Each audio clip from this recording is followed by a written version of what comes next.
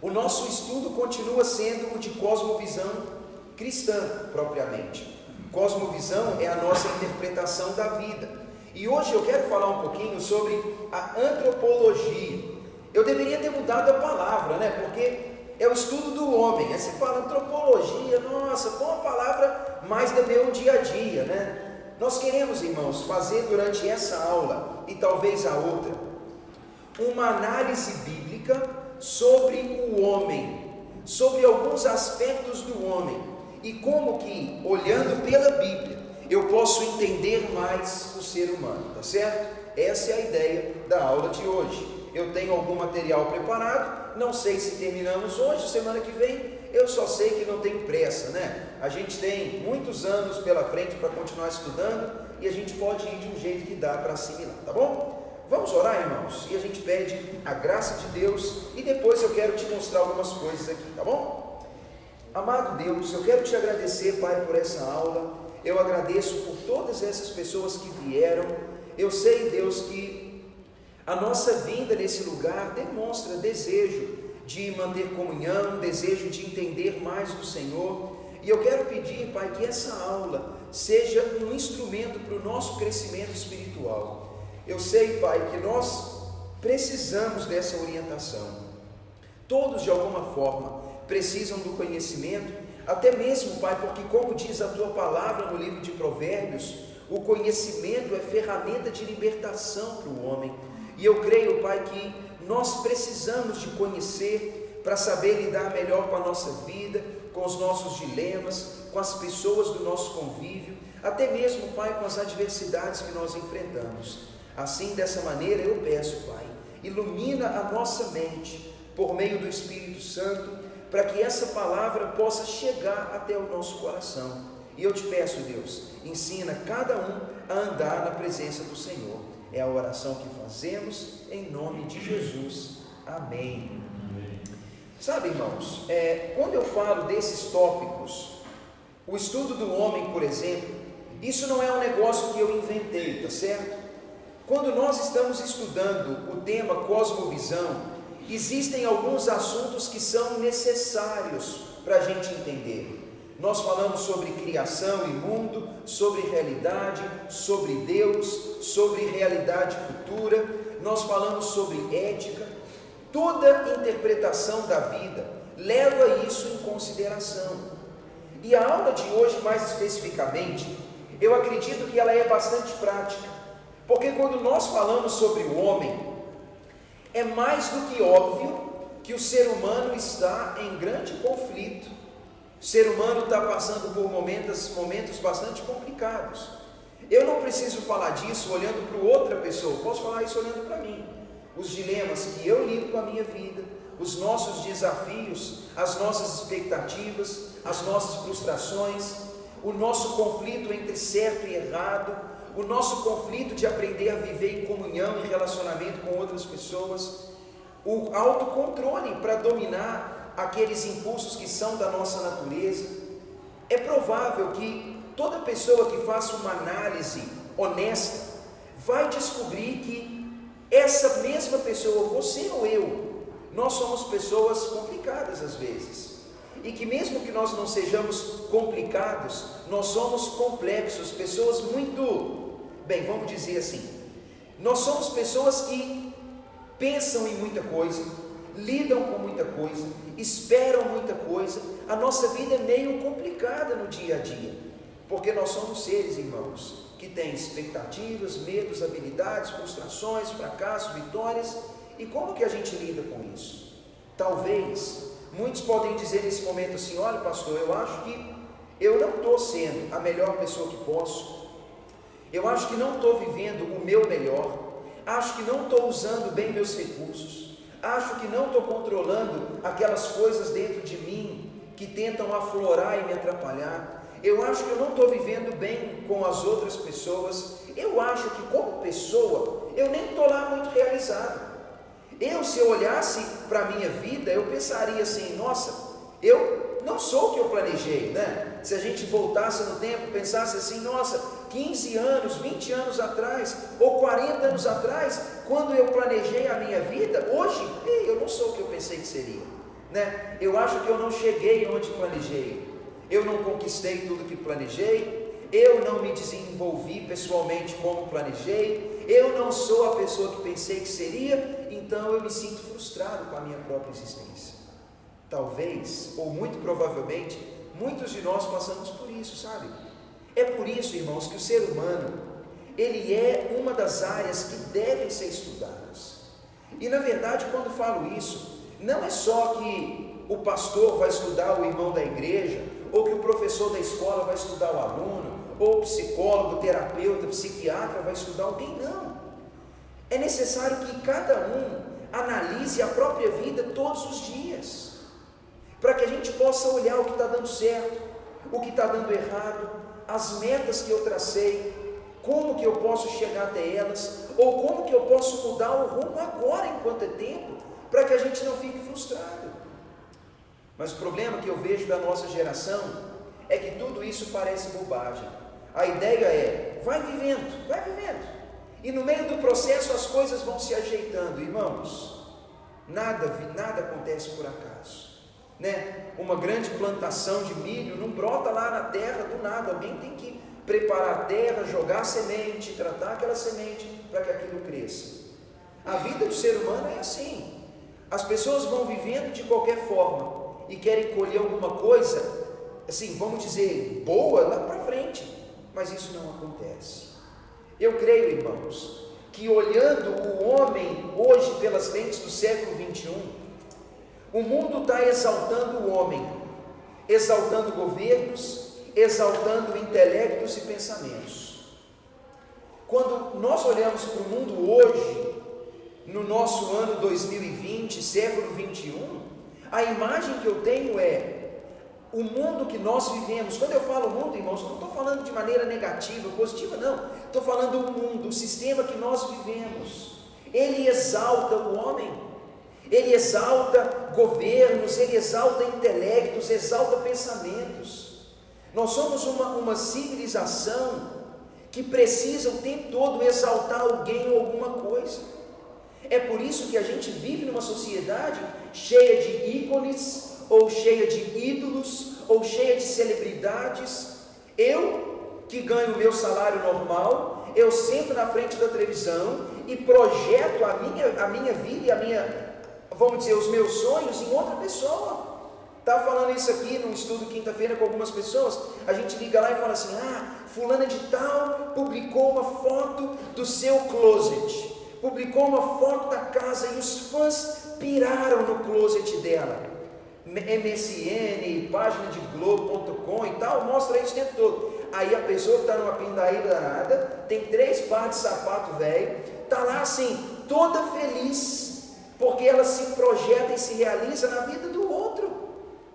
Eu estou lá assistindo futebol, vendo um cara que nem joga lá tão bem, o cara está ganhando 15, 20, 30 milhões de reais por mês. Aí eu olho lá, aí eu vivo a vida daquele cara, eu sigo ele, eu vejo a vida dele, eu celebro a coleção de carros que ele tem, eu celebro as viagens que ele fez, eu fico lá o tempo, irmãos, é mentira, eu não faço isso não, Deus que me livre, fico lá, né, olhando a vida dele, né, o passo a passo dele, curtindo tudo, né, curtindo lá, botando like em tudo que ele faz. Eu não viajo para lado nenhum, não tenho carro bom nenhum, não vou para lugar nenhum, não como em lugar caro nenhum, e fico lá curtindo tudo que ele faz.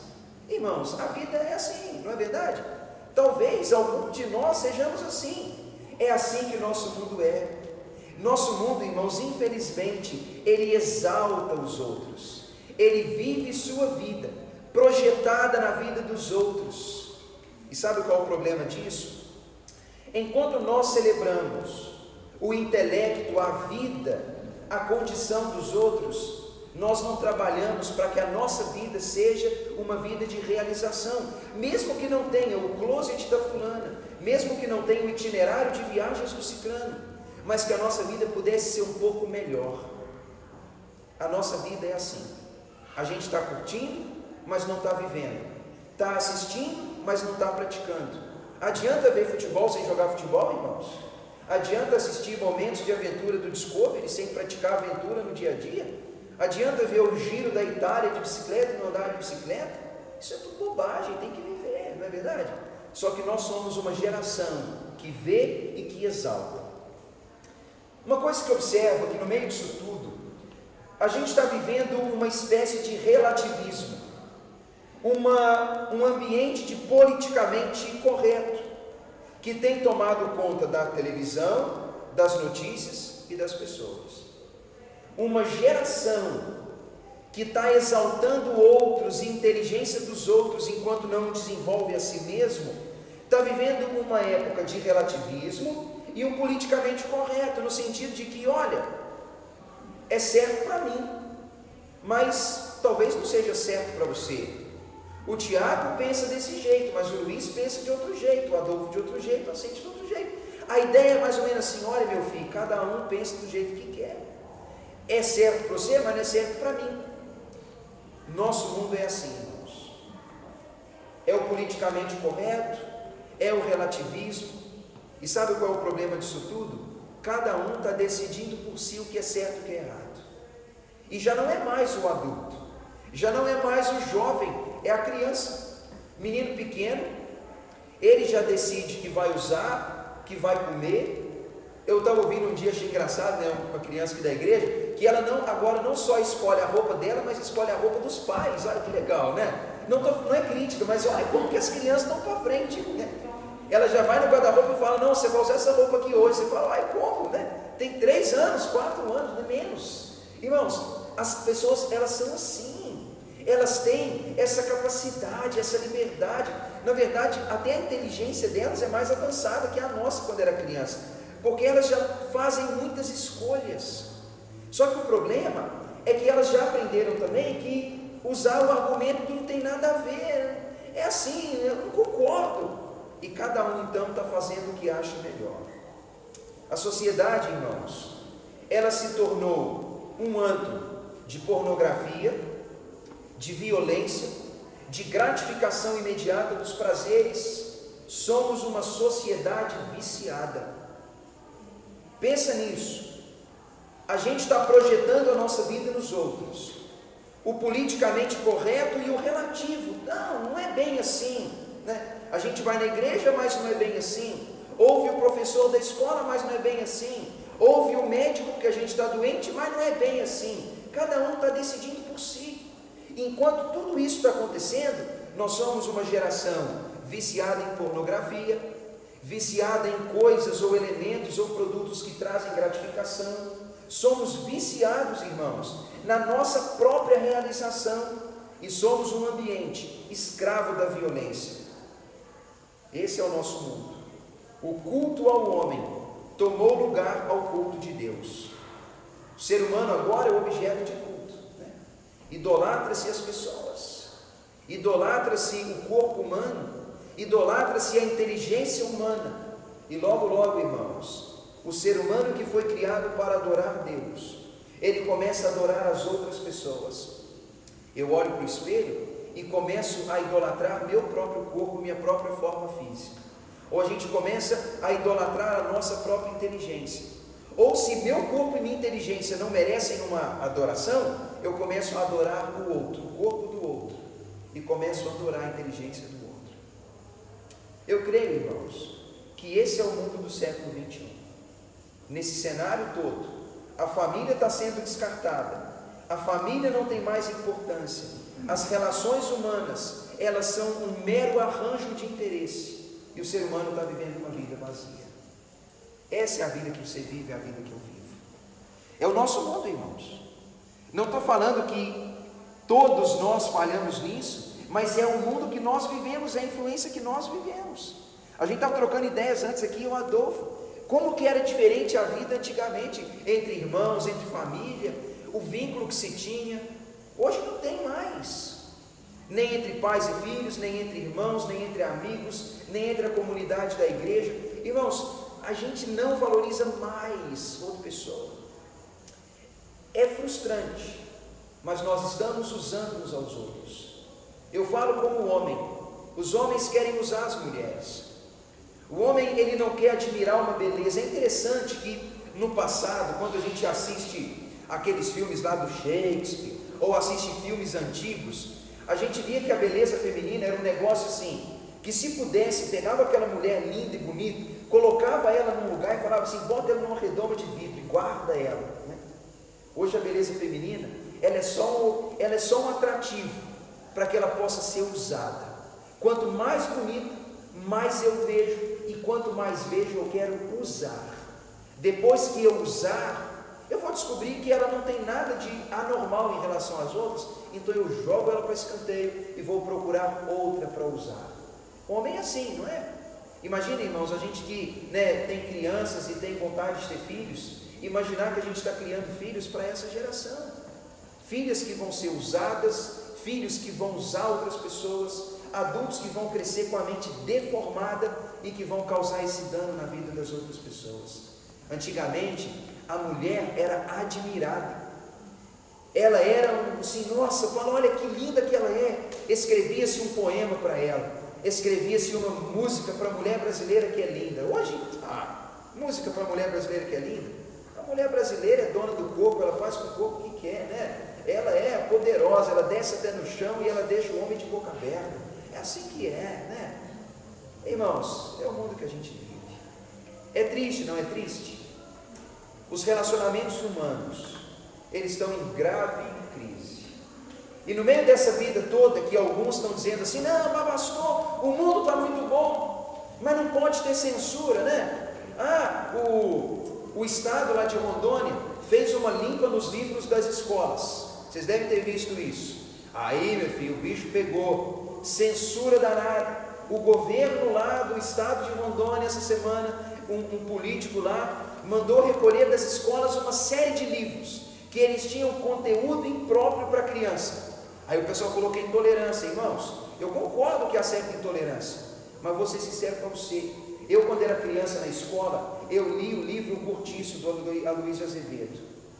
O livro, ele é imoral, ele incita imoralidade, ele te deforma. Vai lá ver o livro lá da nega baiana, lá, a mulher perverte a cabeça do menino. Mas vai ler Macunaíma, o livro é imoral, ele é podre, é ruim. Vai ler outros livros, tem vários. Irmãos, eles estão colocando isso lá na escola para a criança ler. Eu, quando jovem na escola, eu li livros que eu tive que ler como currículo de escola, que fui para casa e eu fiquei embasbacado. Aí quando alguém fala assim, ok, pessoal, talvez esse livro não é para essa faixa etária. Talvez não é para um menino de 12 anos chegar lá e ler O Monstro, que é um conto pornográfico, que coloca para uma criança ler, e alguém fala, não leia, mas tem que ler. E se alguém manda recolher esse livro, é censura, é falta de liberdade para a criança. É a nossa geração, não é, irmãos? É a nossa geração. Quando alguém tenta fazer alguma coisa para interromper essa coisa odiosa que está acontecendo, não pode, porque é censura.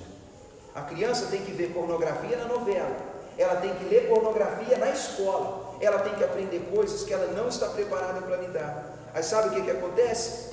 O menino de 10, 12 anos, ele cresce com uma sexualidade descontrolada. Ele vai para casa, ele tem celular e computador. O que ele vai fazer? Vai viver em site pornográfico. Isso vai perverter a noção dele de sexualidade. Isso vai atrapalhar a visão que ele tem do outro. E quando ele crescer e tiver uma esposa, uma família, ele não vai ser realizado sexualmente. Porque no casamento, aquilo que se vê na pornografia não se concretiza, porque aquilo tudo é mentira, aquilo não é verdade. Cresce uma geração frustrada, porque está sendo pervertida desde criança. Mas é um mundo bom que a gente está vivendo, não é, irmãos? É um mundo sem censura, é um mundo com liberdade de expressão. Eu não acredito em nada disso. Eu acredito, irmãos, em fato. Olha essas notícias aí, são notícias de jornais, tá certo? Olha só, notícia do jornal G1, da Globo. Na contramão da tendência mundial, a taxa de suicídio no Brasil aumenta 7% em 6 anos. Olha como que é curioso. No mundo, o índice de suicídio diminuiu no mundo, mas no Brasil cresceu. No mundo está caindo e no Brasil cresceu 7%. Significa então que o Brasil, o país do carnaval, o país da alegria, o país da liberdade, o brasileiro é o povo mais alegre do mundo, não é isso que você ouve? É mentira. pessoa se suicida no mundo a cada 40 segundos. Imagina só. Imagina quantos suicídios por hora não está acontecendo no mundo. É o mundo do século 21, com liberdade, com tecnologia, com esse espaço. Olha o tamanho do negócio. Olha lá. Dia da Saúde Mental, né? Essa notícia, isso foi de outubro do ano passado. Dia da Saúde Mundial. Brasil lidera rankings de depressão e ansiedade. Olha só o que fala aqui. O Brasil tem números alarmantes de indivíduos com depressão e transtornos de ansiedade. Olha como o brasileiro está vivendo, irmãos. É líder mundial dessas coisas. Olha mais. Brasil consome 56,6 milhões de caixas de calmantes e soníferos. Olha só que loucura, né? Fala aqui, dados exclusivos obtidos pelo R7, né, da Record, mostram que foram vendidos em 2018 o equivalente a 1,4 bilhão de comprimidos de apenas 8 princípios ativos. Os brasileiros compraram em 2018 mais de 56 milhões de caixas de medicamentos para dormir, para ansiedade para dormir. Aí fala ali mais dados. Já imaginou isso, irmãos? O brasileiro, em um ano, mais de 56 milhões de caixas de remédio para dormir, para controlar a ansiedade. Isso é notícia. Era hoje. Parou, foi tudo. Olha essas notícias: suicídio, depressão, dependência de remédio e coisas desse tipo. É óbvio para todo mundo, irmãos, você não tem que ir para a igreja, não tem que ser religioso, não tem que ser crente, não tem que ser bitolado, você só tem que ser esperto, você só tem que ser um pouco esperto e olhar as coisas em volta. Você vai observar, irmãos, que nosso mundo, ele está numa pindaíba medonha. Concorda comigo? Fala-se por aí que tá uma maravilha, irmãos, tudo bem. A economia pode estar melhorando, a política pode estar melhorando, sei lá, a chuva pode estar abençoando os lugares, mas a vida moral, a vida de relacionamento e a vida do ser humano individualmente, ela não vai bem, não vai bem. E eu creio que é um momento, irmãos, de a gente olhar para o nosso mundo com um olhar mais crítico e parar com esse negócio de engolir todas as informações que estão dando. Está lutando por liberdade de expressão, lutando para que não haja nada que possa vamos dizer assim, podar minha liberdade, né? O mundo tem que ser assim mesmo. Deixa o menino, deixa a menina, larga ele crescer, larga solto, porque ele vai chegar bem. A própria escola parece que já não tem um currículo mais rígido, o aluno que faz o próprio conhecimento. A verdade, irmãos, é que enquanto se diz que o ser humano está sendo ensinado por uma moderna visão de educação, está levando o ser humano para o buraco. A igreja está fazendo a mesma coisa.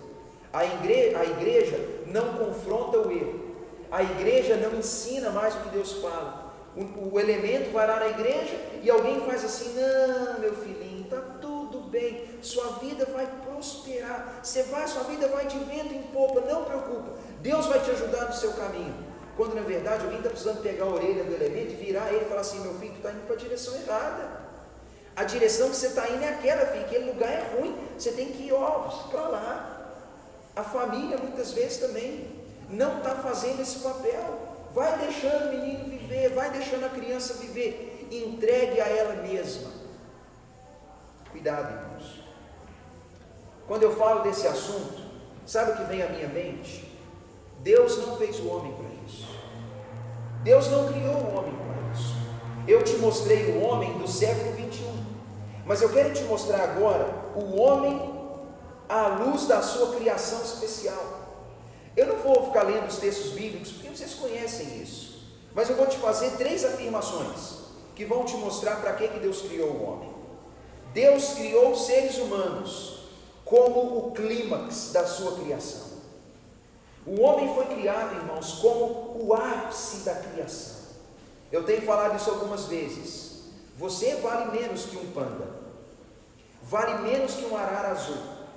Eu já falei isso. Se o panda rola na piscina lá, e o jornal fala. Se você rolou na piscina, ninguém quer saber, né? Se vende um arara azul, dá maior crime, maior problema. Mas eu sei, se você está ruim na fila do SUS, meu filho, deitado lá no chão do hospital, azar o seu para lá. Mas a arara azul, se ela chegar lá doente, ó, ela passa por você e vai ter atendimento VIP. A gente foi criado como o ápice da criação de Deus, mas a gente vale pouco, não vale, irmãos? Humanamente falando, vale pouco. Mas da ótica de Deus, quando Deus criou o sol, as estrelas, os animais, as aves, Deus criou tudo e no final ele fala: agora eu criei a coisa mais sensacional de todas, que é o ser humano. Deus criou o ser humano com capacidades, com aspirações, mas Deus criou o ser humano com uma necessidade de Deus, para que ele pudesse ser pleno, completo e satisfeito. Olha como isso é legal, irmãos. Deus criou o ser humano com capacidades e com vontades, aspirações, mas Deus colocou dentro do homem uma espécie de necessidade que nada pode suprir, a não ser o próprio Criador. O dinheiro não supre, o prazer não supre, as experiências da vida não suprem, o amor da vida não supre. Parece que existe dentro de nós uma carência, uma falta, que nada dessa vida preenche. Aí você fala assim: mas pastor, como que eu posso acreditar nisso? É porque quando a gente alcança a pessoa amada, a gente descobre que a necessidade ainda está lá dentro.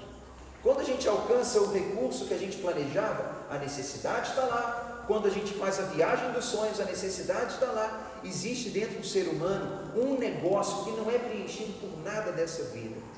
É por isso que Paulo fala em Atos capítulo 16, Deus criou o ser humano para que o ser humano possa buscá-lo, e ele pode achá-lo. O homem foi criado para glorificar a Deus e contentar-se nele para sempre. Essa é a terceira afirmação.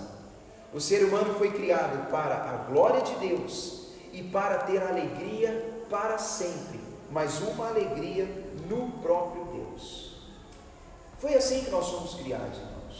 E sabe de uma coisa? Enquanto a gente fala desses assuntos hoje, eu tenho pensado uma coisa, sabe? Deus deve ter assim muita tristeza ou muita decepção pela criação. Aí você fala: ei, pastor, você está inventando isso, né? Mas a Bíblia fala que Deus se decepcionou muitas vezes, que Deus teve tristeza e que Deus tem até indignação. Porque, poxa, não é o que Deus fez, não é assim que foi criado, sabe? Não era para ser assim. Eu fico imaginando que a decepção de Deus, ela deve ser assim tão grande, porque Deus criou o homem com capacidades, Deus colocou o ser humano no mundo com recursos, e Deus criou o homem e falou assim: meu filho, anda nessa direção que sua vida vai bem toda a vida. Mas o ser humano não deu a mínima para tudo isso, e o ser humano está inventando o seu próprio caminho. Como diz Salomão em Eclesiastes, Deus fez tudo perfeito no tempo certo, mas o homem se meteu em muitas astúcias. A ideia é exatamente essa: Deus colocou tudo perfeitinho assim, tudo bonitinho, mas o homem se meteu em muitas enrascadas. Nós não fomos criados para isso, irmãos. Eu afirmo para vocês uma coisa: se nós entendêssemos bem a honra com que fomos criados, o zelo com que fomos criados, se a gente entendesse como que Deus se importa com a nossa vida, a gente procuraria viver de forma diferente, a gente procuraria tratar o outro de forma diferente. Se eu entendesse mesmo o quanto Deus ama o outro, o Adolfo, por exemplo, eu não faria com o Adolfo certas coisas que faço. Se eu entendesse o quanto Deus ama cada elemento que anda nessa terra, eu me preocuparia com ele de outra forma. Se eu entendesse o quanto Deus ama o meu corpo e a minha vida, eu não entregaria o meu corpo a certas coisas aqui em terra. A gente veria o mundo de outro jeito. Infelizmente, nós fracassamos, irmãos. Fracassamos em nossa vida moral. Fracassamos fracassamos em nossos relacionamentos, fracassamos no propósito pelo qual fomos criados. O homem abusou da sua liberdade, o homem está em rebelião contra Deus. Infelizmente, nós andamos por um caminho que trouxe uma ruína muito grande. A Bíblia fala em Romanos capítulo 3, versículo 23, que todos os homens são pecadores, estão alienados ou separados da presença gloriosa de Deus. Infelizmente, irmãos, é a nossa geração rebelde, é a nossa geração que abusou da sua liberdade, é uma geração que andou para longe de Deus. Olha essa frase como que ela é interessante. Olha como que isso fala um negócio muito interessante mesmo. Esse autor, John Stott, fala: o pecado que nos separa de Deus e escraviza não é meramente um ato ou um hábito exterior, é uma corrupção profundamente arraigada no íntimo. Os pecados que cometemos são só expressões internas e externas e visíveis dessa enfermidade invisível e interna. São apenas sintomas de uma doença moral. Estamos no cativeiro, em vista de o pecado ser uma corrupção interna da natureza humana. Não são tanto certos atos ou hábitos que nos escravizam, mas a infecção maligna que surge dos mesmos. O que esse cara fala, irmãos, em outras palavras, é aquilo que a gente vê, aquilo que a gente observa no dia a dia, aqueles atos externos visíveis, isso não é a doença. A doença não é a palavra, o palavrão, a doença não é o vício, a doença não é a prostituição, a doença não é a falta de paciência. Irmãos, a doença não é nada disso, isso não é a doença, isso é só o sintoma da doença. Esses atos visíveis que nos chocam, essas coisas que a gente vê, que deixa a gente de cabelo em pé quando a gente anda na rua e vê duas pessoas trocando soco na rua, porque um fechou o outro, ou porque um não deu passagem, ou porque o outro parou no lugar errado, isso não é a doença humana, não. Isso é só o sintoma, é o sintoma da doença que está aqui dentro, irmãos. E como esse John Stott fala, ele diz assim: existe dentro do ser humano uma doença, um negócio lá, que produz esses sintomas na vida. E sabe qual é o problema da nossa geração, irmãos? A gente tenta tratar o sintoma, mas a gente não trata o coração. Ou seja, a gente trata a febre, a gente trata o nariz escorrendo, trata a dor no corpo, mas não combate o vírus. Aí não tem dor no corpo, não tem nariz escorrendo e não tem febre, mas o vírus está lá dentro, lá, ó, fazendo um estrago ainda, espalhando e trazendo consequências. Sabe, irmãos, eu creio que quando a gente entende o real estado do ser humano, eu entendo que ele precisa de uma cura aqui dentro, sabe? Porque não adianta. O pai pode dar tapa na boca do filho para ele não falar palavrão. O pai pode botar o menino de castigo porque ele é egoísta. O pai pode tirar dele os brinquedos que ele gosta porque ele não obedece. Tudo isso tem seu lugar e seu valor.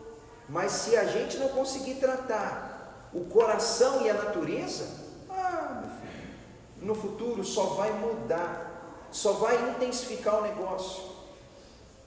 Pensa comigo, o menino hoje que dá chilique por causa de um carrinho, no futuro vai dar chilique por causa de um carro. O menino que hoje não obedece o pai, provavelmente no futuro ele vai ser rebelde contra um policial que para ele na rua, ele vai ser rebelde com o patrão, com o supervisor do trabalho. Irmãos, se não tratar o problema do coração, não adianta nada. Eu queria dizer para vocês uma coisa: Deus, ele está tentando tratar o ser humano por dentro, sabe? Deus está tentando mudar a natureza do ser humano.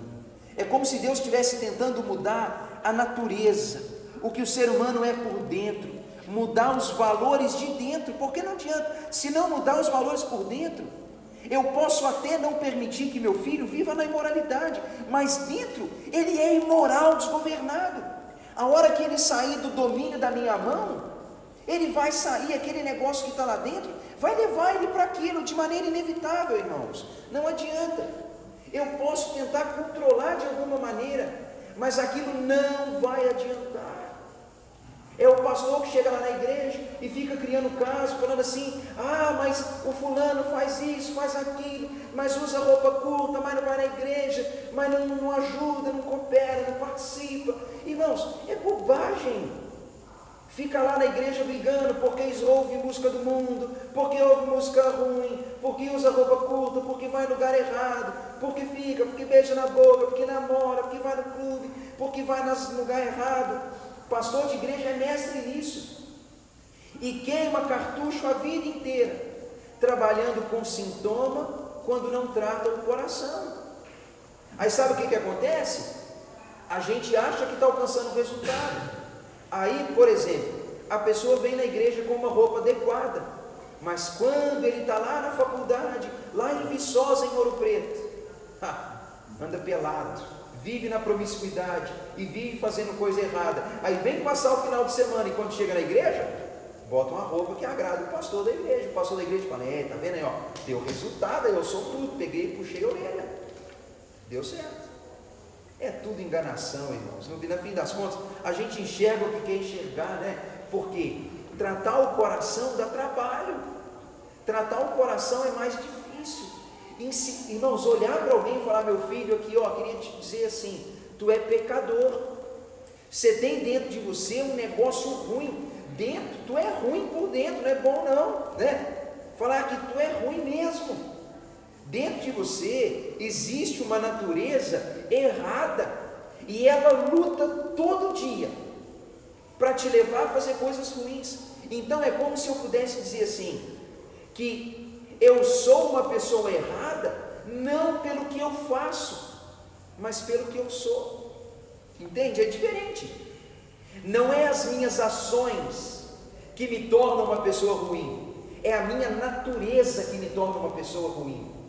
Porque, irmãos, eu descubro que aqui dentro existe uma natureza egoísta, imoral, avarenta, impaciente, uma natureza que me faz ficar focado em mim mesmo, e são essas coisas que estão dentro de mim que fazem com que eu aja no dia a dia de formas erradas.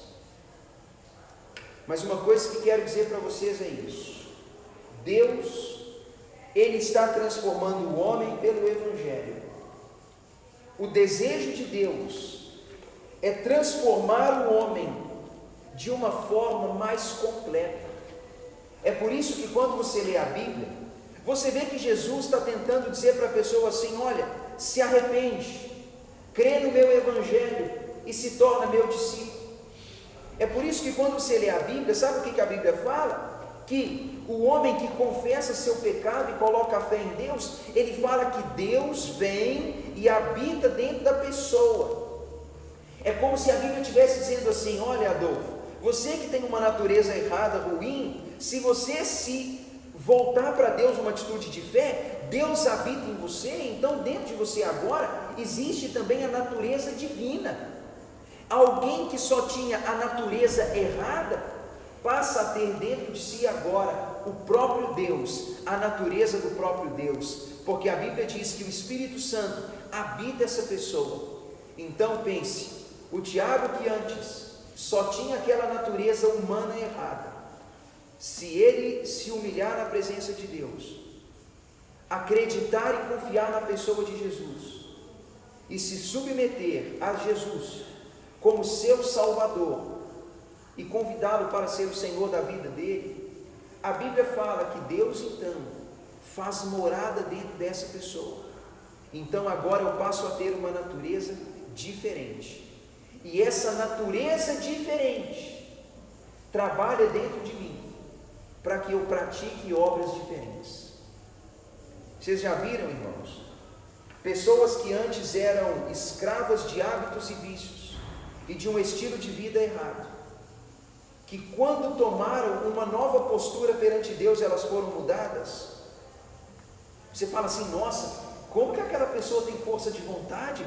Era alcoólatra, vivia aí, jogado nas ruas aí, você via no boteco o dia inteiro, agora mudou. Aí o povo fala assim, ele tem força de vontade, irmãos, é força de vontade? Provavelmente não. Se você conversar com aquela pessoa, ela vai te dizer assim, sabe o que eu fiz? Eu entreguei a minha vida para Jesus, Ele agora habita dentro de mim, e a presença de Deus dentro de mim me ajudou a mudar isso. Eu agora parei de beber, eu agora não sou mais escravo do vício. Não é porque ele teve força de vontade, porque quando dependia da força de vontade, sabe o que ele fazia? Ele vivia no bar. A força de vontade não era suficiente. Ele só foi capaz de operar aquela mudança quando ele experimentou a natureza divina agindo dentro dele, e foi daí que ele parou aquilo. Estou falando isso me lembrando de casos de irmãos aqui, que Deus abençoou dessa forma. Uma nova natureza trabalhou com a vontade, porque apenas vontade não é suficiente. Olha como que as coisas são diferentes, irmãos. Aí sabe o que o mundo faz? O mundo zomba da gente, né? Aí você liga a televisão e fala assim, crente é aquele povo que é ex-tudo, né? Tem gente que fala assim, eu não vou na igreja, não, lá só tem ex-alcoólatra, ex-traficante, lá só tem ex-adúltero, lá é um povo ex de tudo, né? Como se a igreja fosse um lugar onde é um povo de histórico ruim que está ali agora tentando limpar a consciência. Mas não é, irmãos. É um povo que foi escravo de muita coisa, mas que quando recebeu a natureza divina dentro de si, experimentou ser livre daquilo. É um povo que tem a ficha suja, sabe? Sim, mas que agora é livre. E isso incomoda o povo, porque quem está lá fora tentando se mudar pela vontade, não consegue se mudar. E como vive escravo das coisas, prefere atacar quem não é escravo daquilo mais, porque incomoda. Quer coisa mais chata do que alguém que está lá no boteco, bêbado, arruinando o casamento e gastando dinheiro, vê passar aquele ex-colega de boteco que agora passa pelo bar e já não é mais arrastado para lá pela cachaça.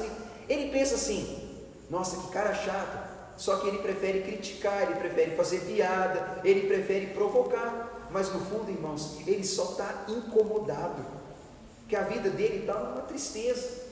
E ele prefere então criticar, fingir que está bem, porque no fim ele está frustrado. E ver a vida do outro incomoda. Irmãos, é isso que é, na verdade. E sabe o que eu afirmo? Não, isso não tem a ver com a gente, não é para a nossa glória. Isso é porque Deus entrou na minha vida e Deus me ajudou a mudar.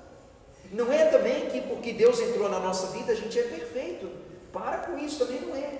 Mas é que quando a natureza divina entra dentro de mim, eu passo então a ser o Tiago, que é egoísta, tendencioso ao vício, arrogante, de natureza imoral, avarento.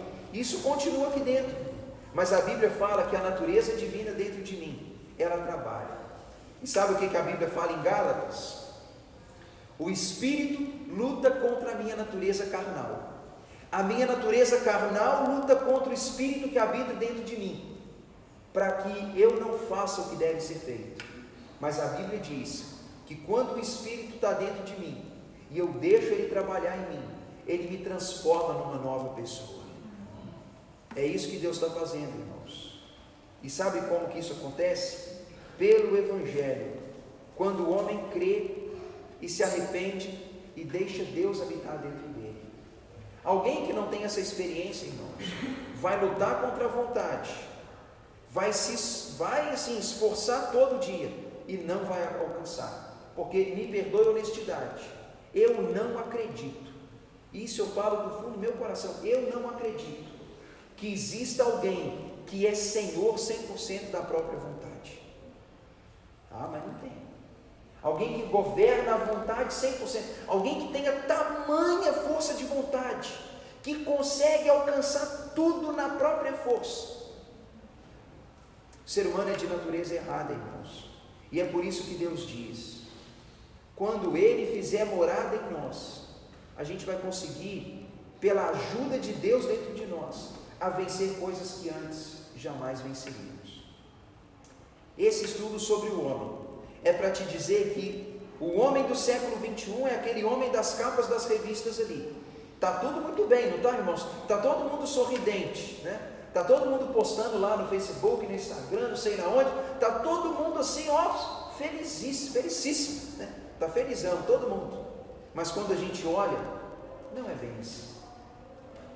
Escravo de remédio, ansioso, deprimido, pensamento suicida, é o homem descendo ladeira abaixo. Deus não nos criou para isso. Deus está querendo, irmãos, atribuir para nós um novo significado. Mas isso só acontece quando o Evangelho é ouvido, quando se crê e quando se recebe aquela palavra. Para terminar, eu quero só mencionar uma palavra interessante.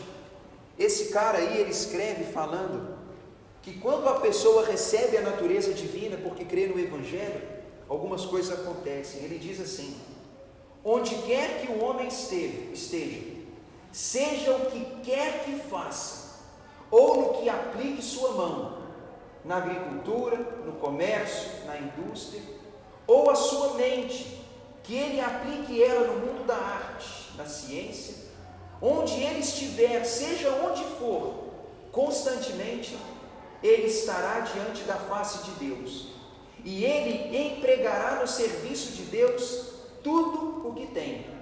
Ele vai obedecer estritamente a Deus, e acima de tudo, ele terá como alvo da vida a glória de Deus. Uma pessoa que passa a ter, irmãos, essa nova visão de vida, a vida dele se torna diferente, sabe por quê? Ele passa a olhar para ele mesmo e pensar assim: olha, eu sou alguém que serve a Deus de tempo integral. Eu sou agricultor, pedreiro, eu sou servente pedreiro, sou engenheiro, sou empresário, não importa.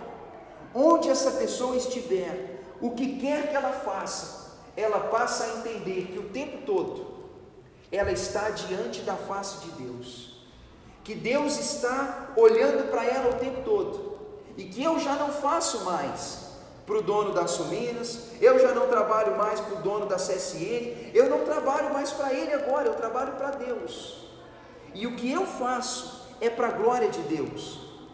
Isso muda a maneira como a gente vive, irmãos. Sabe por que isso muda a maneira como a gente vive? Porque agora eu descubro que cada trabalho que eu fizer, ele pode contribuir para um plano maior, sabe? Que agora, quando eu vou lá para a CSN trabalhar, eu não vou lá mais só para dar lucro para os acionistas da CSN, para o dono da CSN, para o grupo que é dono lá, não. Claro, eu coopero para isso, mas eu vou lá para abençoar pessoas, eu vou lá para abençoar gente, eu vou lá para contribuir para o bem do mundo, e eu vou lá para abençoar os meus colegas de trabalho. Isso muda a visão de vida. Alguém que é prestador de serviço, né? Eu não só presto um serviço para alguém, eu ofereço qualidade de vida. Eu quero abençoar quem entra no meu comércio. Eu quero ser honesto, eu quero ser alguém que aproveita as oportunidades para orientar e abençoar. Irmão, isso muda a maneira de viver. Porque agora não tem a ver mais com o homem, tem a ver com Deus e eu trabalhando para o bem do homem. Isso dá significado para a vida, não dá, irmãos? A nossa vida podia ser melhor assim, podia, mas precisa da natureza divina dentro de si. A Bíblia fala que quando o homem ouve a palavra de Cristo, quando ele crê na palavra de Cristo, Jesus disse: se você ouvir a minha palavra, guardar essa palavra no seu coração e se tornar meu discípulo, eu e o Pai viremos e habitaremos dentro de você, e uma nova natureza a gente vai ter a partir daquele momento. Irmãos, confie nisso. Não é minha palavra. Eu te mostrei pela razão como que o mundo está uma tristeza, não está? Está ruim. O mundo está ruim, irmãos. Não adianta. Pode fingir por aí que está indo bem, né? Mas a vida de muitos é vazia e sem propósito. Mas Deus, Ele tem um outro plano para nós, que a gente possa experimentar isso, tá certo? E se você já é um discípulo de Cristo, confia no que Abraham Kuyper diz. Ele fala: você agora é servo do reino e do governo de Deus. Deus reina sobre todas as coisas. Não há um só palmo, um só centímetro da criação que Deus não diga é meu. E se Deus diz que é dele, trabalhe ali para a glória dele.